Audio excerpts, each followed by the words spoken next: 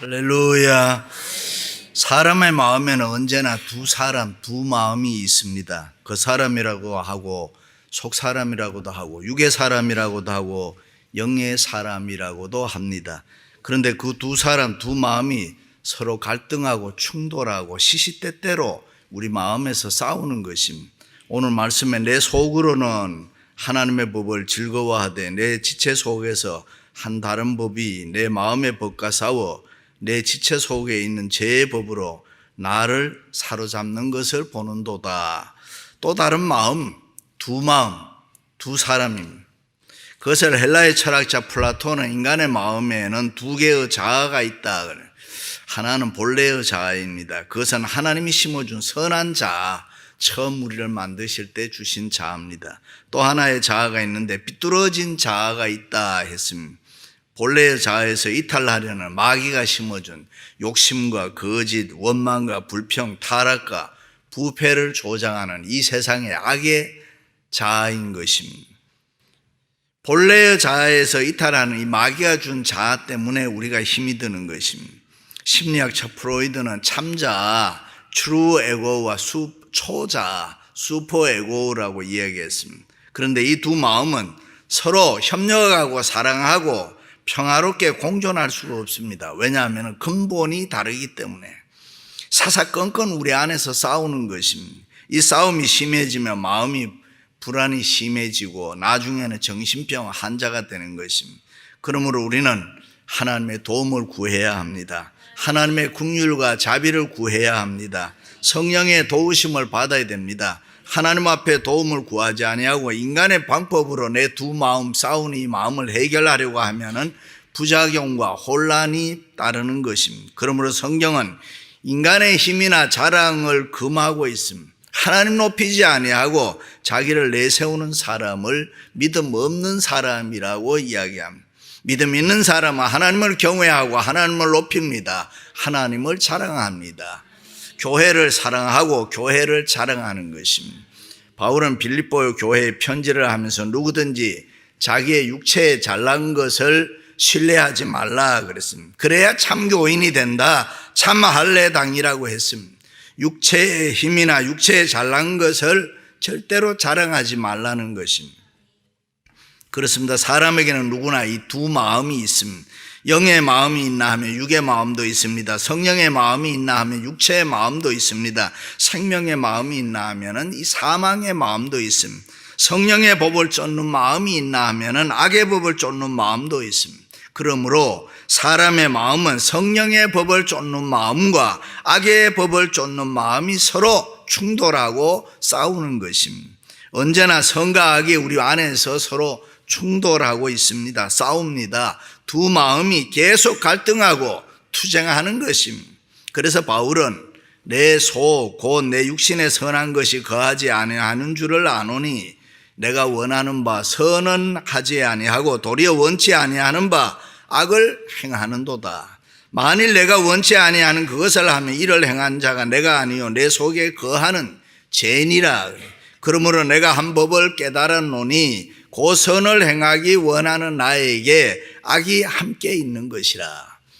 우리 안에 두 마음이 있다는 것입니다. 그렇습니다. 사람은 누구나 자신의 부패한 육신 덩어리 속에서 끊임없이 솟구쳐 오르는 이 육체의 소욕 때문에 너무나 많은 모순과 괴로움을 겪고 있는 것입니다. 내가 하나님의 말씀대로 살아야지. 아니야, 나 좋은 대로 살자. 열심히 내가 신앙생활 해야지. 아니야, 그렇게 할 필요 없어. 적당히 세상하고 타협하고 즐기자. 여러분들에게도 이 두 마음이 서로 충돌을 일으키면서 꿈틀거리고 있지 않습니까? 때로는 우리의 마음이 선한 마음으로 쏠리기도 하지만은 때로는 악한 마음으로 쏠릴 때도 있습니다. 우리가 그런 갈등, 그런 모순 속에서 사는데 우리의 마음 중심은 도대체 어느 마음에 치우치고 있느냐 하는 것입니다. 하나님 주신 선한 마음에 내가 치우치고 있느냐 아니면은 온갖 죄를 일으키는 마귀가 준 삐뚤어진 마음에 치우치고 있는지 살펴보라 하는 것입니다. 유명한 소설가 스티븐슨이 쓴 지킬 박사와 하이드라는 유명한 소설 잘 알죠? 지킬 박사는 사회적으로 이름난 유명한 과학자로서 모든 사람들에게 존경받는 의학 박사였습니다. 그런데 그 지킬 박사의 마음속에 또 다른 한 사람이 숨어 있는데 그 이름이 하이드였습니다. 이 하이드는 본능대로 살기를 원하는 사람, 악하게 이 육의 본능을 따라서 세상이 원하는 대로, 자기 원하는 대로 살기를 원했습니다. 그러나 지킬 박사는 사회적 명성 때문에 언제나 자기 본능을 억제하고 착하게 살아야 된다. 그래서 그 두 마음이 항상 갈등하다가 이 한 약을 만드는 것입니다. 그 약을 먹기만 하면 마음속에 있는 요 선한 인간과 악한 인간이 딱 분리가 되는 것입니다. 약을 먹으면 지킬 박사는 하이드가 되는 것입니다. 하이드가 되면 본능이 시키는 대로 나쁜 짓은 다 합니다. 길모퉁이를 돌다가 자기에게 부딪힌 어린아이의 배를 사정없이 짓밟아 버리고, 이유 없이 길에서 만난 노신사를 보고 자기가 가지고 있는 지팡이로 그 사람을 때려 죽입니다. 그리고 난 살인자가 되어서 경찰의 추격을 받으니까 너무 또 겁이 난단 말이에요. 두려워서 다시 자기는 옛날에 지킬 박사가 되고 싶어 하는, 악을 버리고 선하게 살려고 합니다. 그 마음이, 두 마음이 계속 갈등하는 것입니다. 투쟁하는 것입니다. 그렇습니다. 사람의 마음에는 언제나 이 두 마음이 충돌하며 갈등하며 싸우고 있습니다. 그래서 바울은 오라 나는 공고한 사람이로다. 누가 이 사망의 몸에서 나를 건져내랴 탄식하는 것입니다. 왜냐하면은 바울이 로마에 있는 성도들에게 이 편지를 쓸 때 로마에는 아주 무서운 형벌이 있었습니다. 죄인이 죽으면은 죽은 시신과 함께 꽁꽁 묶어두는 것입니다. 죄인이 있으면은 처음에 얼굴을 맞대고 가슴을 맞대고 무릎을 맞대고 해서 꽁꽁 묶어두는 것입니다. 처음에는 구역질을 하지만은 조금 지나면은 배가 고파서 시체를 핥게 된다는 것입니다. 그렇게 되면 시체에서 배어 나오는 독이 이 죄인의 몸에 다 들어와서 죄인도 죽은 사람과 함께 썩어서 죽는다는 것입니다. 그래서 바울은 지금 그 형벌을 생각하면서 자기의 썩어져 냄새나는 이 육신의 모습, 자기 속에서 끊임없이 이 솟구쳐 오르는 육신의 악한 모습은 또 자기만이 제일이라고 하는 교만, 위선, 더럽고 추한 것들, 이런 썩어져 냄새나는 이 시체 덩어리에서, 이런 사망의 몸에서, 이러한 부패한 내 몸에서 나를 건져낼 자가 누구랴 탄식하는 것입니다. 왜 그렇습니까? 이 싸우는 두 마음을 그대로 두면 안 되기 때문에, 그대로 두면 아주 위험합니다. 그대로 방치하면 이중인격자가 되는 것입니다. 인격이 다 깨지고 파탄이 나는 것입니다. 정신착란증이 일어납니다. 이상한 돌발적 행동을 합니다. 때로는 사람을 죽이기까지 합니다. 그러므로 정도의 차이는 있겠습니다만은 이 선을 추구하는 거룩한 마음과 악을 충동질하는 악하고 더러운 마음이 공존하면은 우리는 절대로 좋은 성도, 좋은 그리스도인들이 될 수가 없습니다. 우리는 그러므로 어떻게 해야 이 두 마음을, 악한 마음을 극복할 수 있느냐 하는 것입니다.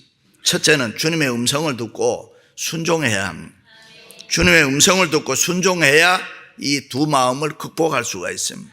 처음에 하나님께서 우리 인간을 하나님의 형상으로, 이미지 오브 갓으로 만들었다, 그렇게 이야기했습니다. 그 말은 영혼과 육신으로 만들었다, 그 말이에요. 육신만 만든 게 아니고 영혼도 만들었다. 하나님이 영이신 것처럼 사람에게도 영혼을 만들어 두었다. 육신에 귀가 있어서 소리를 듣듯이 우리의 영혼에도 귀가 있어서 하나님의 음성을 듣고 살도록 만들어 주셨다. 그래서 우리 인간에게는 하나님의 신비스러운 음성을 들을 수 있는 영감, 인스피레이션이 있습니다. 우리가 이렇게 예배할 때, 기도할 때, 찬송을 부를 때, 성경을 읽을 때에, 설교를 들을 때 평소에 생각하지도 못했던 신비스러운 영감을 느낄 수가 있습니다. 우리가 세상에서 살 때도, 길을 갈 때나 아니면 운전을 할 때나 밥을 먹을 때나 평소에 생각하지도 못했던 이 신비스러운 주님의 음성을 들을 수가 있습니다. 우리의 신앙이 성장하면은 성장할수록 하나님으로부터 오는 영감이 더 풍성해진다 그랬습니다. 소위 성령 충만한 사람이죠. 할렐루야. 때로는 양심을 충동질하는 주님의 음성을 들을 수가 있습니다. 내가 하는 일이 옳으냐?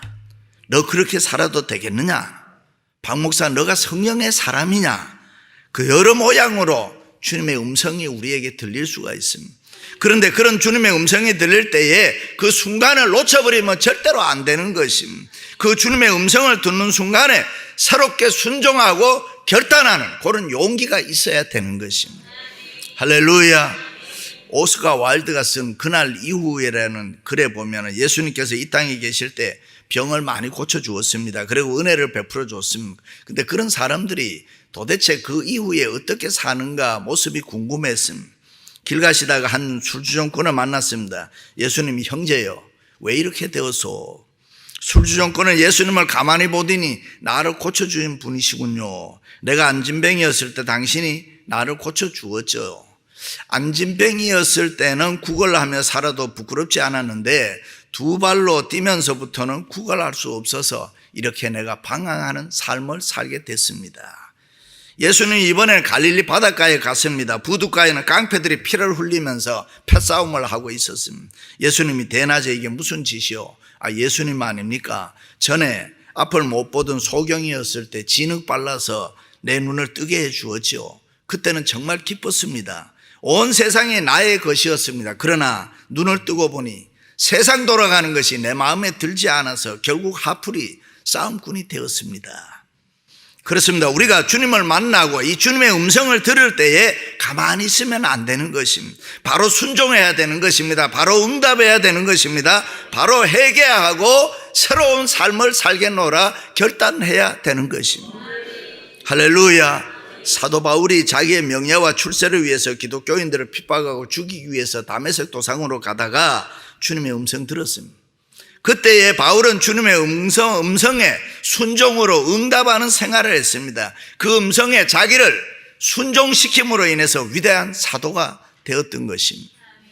이사야 선지자는 우시아 임금의 총애를 받던 왕실 선지자입니다. 그런데 우시아가 죽고 나니까 너무 억울했습니다. 하로다 나여 망하게 되었도다. 자기가 의지했던 왕이 죽었으니까요.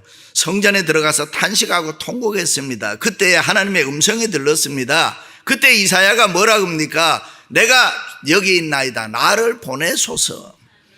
자신을 순종시키고 이스라엘 민족의 회개를 촉구하는 위대한 선지자가 되는 것입니다. 그렇습니다. 우리가 하나님의 음성을 듣고 그 음성에 자신을 순종시키는 사람이 자기 속에서 꿈틀거리는 이 악한 마음, 나쁜 마음을 극복할 수 있는 줄로 믿습니다. 바울은 주님의 음성에 이탈하지 아니하고 그 주님의 음성 앞에 계속 자신을 순간순간 순종시켜 나감으로 육의 마음, 악한 마음을 극복해 나갔던 것입니다. 사랑하는 성도 여러분, 주님의 음성에 자신을 순종시킴으로 두 개의 마음을 극복할 수 있기를 주님의 이름으로 축원합니다. 할렐루야. 두 번째는 주님을 더 가까이 해야 합니다. 여러분은 하나님을 얼마나 가까이 모시고 있다 생각합니다. 오늘 교회 나오셨는데 나는 주님을 몇 메다 정도 놔두고 산다. 주님을 가까이 해야 두 마음을 극복할 수 있습니다. 교회를 열심히 다니고 신앙생활을 열심히 하는 거, 이게 주님 가까이 하는 모습이죠. 보통 사람들이 세상에 돈 벌 때 서울에서 친구가 와서 놀러 가자 하면 아니 무슨 말을 해? 내가 너무 바빠 안 돼. 그런데 주일날 가자고 하면 그러지 뭐 그래. 세상에 일할 때는 누가 오면 언짢아 하는데 주일날 그럽니까? 주일날 누가 오면 잘 됐다 가자. 그렇게 생각하면은 주님과 멀어지는 것입니다. 우리가 성경을 많이 읽고 교회를 열심히 다니고 찬송을 부르고 열심히 기도하고 설교를 경청하고 최선을 다해서 헌금을 하고 열심히 봉사하고 하여간 교회를 나오는 이 일을 가까이 해야지 그런 행위가 주님을 가까이 하는 일이 된다. 그런데 교회 와서 열심히 예배하고 열심히 봉사하고 섬기는 거, 그런 행위가 결코 쉽지 않다 이 말입니다. 어떤 분은 아내 때문에도 기분 나빠 다 교회 오려고 준비했다가 기분 나빠 안 가. 교회가 이렇게 힘들다니까요. 주님 가까이 하는 게 이렇게 힘들어요, 여러분. 그러나 우리가 주님을 가까이 해야 사단의 마음을 극복할 수가 있다. 바울도 언제나 이 두 개의 마음 때문에 갈등하며 고민하다가 해결점을 하나 찾는 거예요. 고민 갈등하다가 아하, 내가 주님을 가까이 해야 되는구나. 그리스도 예수 안에 있는 생명의 성령의 법이 죄와 사망의 법에서 나를 해방하였습니다. 주님을 가까이 함으로 성령의 법이 죄를 짓게 하는 나쁜 마음을 극복했다라고 바울은 고백하는 것입니다. 그러므로 우리는 주님을 가까이 하고 은혜 받기 위해서는 자신의 추하고 더러운 모습을 늘 발견해야 돼요. 나는 죄인이구나, 나는 나쁜 사람이구나 탄식해야 됩니다. 우리가 주님을 가까이 하고 은혜를 받기 위해서는 내 죄 때문에 눈물을 흘려야 됩니다. 탄식하면서 하나님 앞에 내려가야 되는 것입니다. 가슴을 쳐야 되는 것이고 한없이 때로는 울어야 되는 것이고 나를 살려달라고. 그래야 영적으로 다시 일어나고 주님을 가까이 할 수 있습니다. 우리가 주님을 가까이 할 때 성령의 기름 부음이 있습니다. 성령의 법이 악한 마음, 나쁜 마음을 극복하고 우리로 하여금 자리에서 다시 한번 일어서게 만드는 것입니다. 그러므로 구원은 오직 하나, 주님을 가까이 해야 해결이 되는 줄로 믿습니다. 할렐루야. 베드로가 물에 빠지면서 소리질러 가로되 주여 나를 구원하소서. 주님을 부를 때 주님이 손 내밀어 베드로의 손을 붙잡아서 일으켜 구원해 주셨다. 그렇습니다. 우리의 두 마음을 극복하는 길은 오직 주님밖에 없습니다. 주님만이 인간의 죄를 해결할 수 있습니다. 그러므로 누구든지 회개하고 주님만 믿고 가까이 하면 모든 죄 용서함 받고 우리는 어떤 가운데서도 구원을 받을 줄로 믿습니다. 할렐루야. 우리는 다 양 같아서 그릇 행하여 제 길로 갔거늘 누구든지 주님 가까이 하면 두 마음 극복할 수 있습니다. 그렇습니다. 우리가 주님을 가까이 할 때 두 개의 마음이 극복됩니다. 우리의 모든 문제가 한꺼번에 다 해결되는 이 놀라운 기적을 체험할 수가 있습니다. 할렐루야. 우리가 믿는 주님에게는 능력이 있습니다. 우리가 믿는 주님에게는 불가능이 없습니다. 우리가 믿는 주님에게는 세상을 이길 수 있습니다. 나의 부족함을 채워줄 수 있는 것입니다. 버림받은 사람 귀하게 여깁니다. 넘어진 사람 일으켜줍니다. 죄인이 거룩한 의인이 될 수가 있습니다. 망할 사람도 복되게 만들 수가 있습니다. 그러므로 주님을 가까이 해야 돼. 주님은 살아계신 기적의 주님이신 것입니다. 주님은 우리를 떠나지 않습니다. 주님은 우리를 버리지 않습니다. 주님은 우리의 마음을 붙잡아 주시는 것입니다. 할렐루야. 사람은 좋을 때만 좋습니다. 있을 때만 좋습니다. 사람은 잘 될 때만 좋습니다. 부자일 때만 좋습니다. 그러나 주님은 어제나 오늘이나 영원토록 동일하십니다. 주님의 사랑은 변치 않습니다. 참 사랑인 것입니다. 그래서 바울은 두 마음을 극복하고 은혜의 자리에 올라서 감격적으로 외칩니다. 하나님, 내가 하나님께 감사하리로다. 은혜를 체험한 사람은 뭐 이런 말 저런 말 필요 없지요. 그저 하나님 감사해요. 그저 하나님 감사해요. 사랑하는 성도 여러분, 주님을 가까이 함으로 두 마음을 극복할 수 있기를 주님의 이름으로 축원합니다. 할렐루야. 마지막으로는 다른 사람을 사랑해야 됩니다. 두 마음은 결국 인간의 욕심 또 아니면 이기심에서 생겨나는 것입니다. 그러므로 우리가 욕심이나 이기심을 극복하기 위해서는 내가 다른 사람을 좀 적극적으로 사랑해야 됩니다. 가만히 보면 많은 사람들이 남을 사랑한다고 하지만은 결국은 자기 중심의 사랑을 합니다. 내가 필요하니까 사랑하고 내가 좋아하니까 사랑하고 나하고 마음이 잘 통하니까 사랑합니다. 그런데 그런 사랑은 아무리 해도 내 안에 있는 두 마음을 극복할 수가 없습니다. 왜요? 사랑은 사랑인데 자기 중심의 사랑을 하고 있기 때문에. 아프리카 선교사 리빙스톤이 어릴 때에 어느 부흥에 참여했는데 목사님 사랑의 설교를 듣고 아하, 나도 감동을 받고 나도 하나님 뜻대로 살아야지, 나도 저렇게 아프리카 같은 데 가서 선교해야지 결심합니다. 헌금 시간이 됐는데 가지고 있는 돈이 없어요. 다 준비한 헌금을 하는데, 그러니까 리빙스톤이 옛날에 이렇게 접시 같은 헌금 주머니에 헌금이 오니까 거기에 덜썩 주저앉았습니다. 사람들이 어리둥절했습니다. 리빙스톤이 말했습니다. 내게는 지금 돈이 없습니다. 나는 그러나 나 자신을 하나님께 바칩니다. 이때 결심이 그로 하여금 아프리카 선교를 가게 했습니다. 리빙스톤이 아프리카 선교사를 갈 때 흑인들은 노예로 취급받을 때입니다.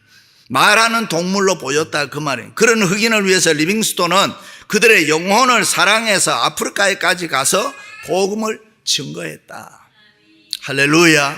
그렇습니다. 우리가 가진 것을 우리의 것으로 생각하지 아니하고 하나님의 것으로 생각하는 사람이 다른 사람을 정말 사랑할 수 있습니다. 그래서 마음에 진정한 사랑을 품고 있으면은 내 인격의 변화가 일어나고 내 생활의 변화가 일어나고. 할렐루야. 우리는 모두 죄인이고 나쁜 짓을 골라서 하는 못된 사람들이잖아요. 우리는 늘 부족한 사람들. 그러나 하나님께서는 예수 그리스도로 말미암아 우리의 죄를 용서해 주시고 하나님의 자녀로 의인 삼아 주었습니다. 그러므로 우리는 이제부터라도 하나님의 자녀답게 바로 살아가야 되는 것입니다. 우리 모두 받은 은혜 기억하며 감사한 마음으로 생활하시기를 바랍니다. 이제부터는 하나님의 아들, 딸로서 좀 제대로 하자는 그런 각오가 있기를 바랍니다. 이제는 더 이상 세상과 너무 짝하지 말고 하나님을 기쁘시게 하는 거룩한 의인의 삶을 좀 살아가자. 이웃을 내 몸처럼 나도 다른 사람, 예수 믿는 사람답게 좀 억지로라도 사랑해보자. 할렐루야. 우리가 다른 사람을 사랑하면은 두 마음을 극복할 수가 있습니다. 조건 없는 사랑으로 다른 사람을 섬겨보시기를 바랍니다. 어떤 어머니가 두 아들 키웠습니다. 동생이 사고 쳐서 제1의 감옥에 갔습니다. 그때 형은 어떻게 얘기합니까? 어머니, 그 자식 고생 좀 해야 됩니다. 정신 차리게 버려둬야 됩니다. 내버려 두세요. 이번엔 좀 살고 나와야 됩니다. 근데 어머니는 뭐라고 해요? 돈이 얼마나 드냐? 돈이 많이 들어도 꺼내라. 그게 어머니 사랑이에요. 아무 조건이 없습니다. 그저 사랑하니까. 예수님 3번 모른다고 한 베드로에게 예수님 다시 찾아와서 Do you love me? 너 나 사랑하니? 왜? 사랑하면은 해결할 수 있다 이거지. 할렐루야. 사랑하면 문제 안 된다 그 말이에요. 사랑하면 하나님이냐 세상이냐 말씀이냐 떡이냐 갈등하고 고민할 필요 없다는 것이에요. 사랑하면 두 마음을 쉽게 극복할 수 있다는 거예요. 우리는 우리의 두 마음을 그대로 놔두면 안 되기 때문에 우리는 해결해야 됩니다. 극복해야 됩니다. 내 안에 선과 악이 충돌하게 버려두면 안 되는 것입니다. 해결해야 자유함을 얻을 수가 있고 은혜와 축복을 삶을 살 수 있기 때문입니다. 할렐루야. 사랑하는 성도 여러분, 주님의 음성에 순종하고 주님을 더 가까이 하고 다른 사람을 사랑함으로 이 두 개의 마음을 극복하고 승리의 삶을 살아가시기를 주님의 이름으로 축원합니다.